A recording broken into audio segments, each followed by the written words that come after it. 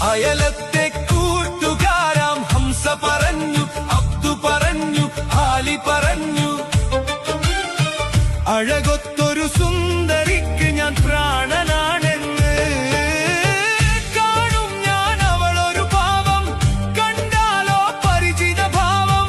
കാണും ഞാൻ അവളൊരു ഭാവം, കണ്ടാലോ പരിചിത ഭാവം. നിലയുടെ കടവിൽ, ചിറയുടെ പടവിൽ, കുടയുടെ മറവിൽ, അവളുടെ പിറകിൽ നിനച്ചും വിരച്ചും പിന്നെ അവളുടെ അരികിൽ.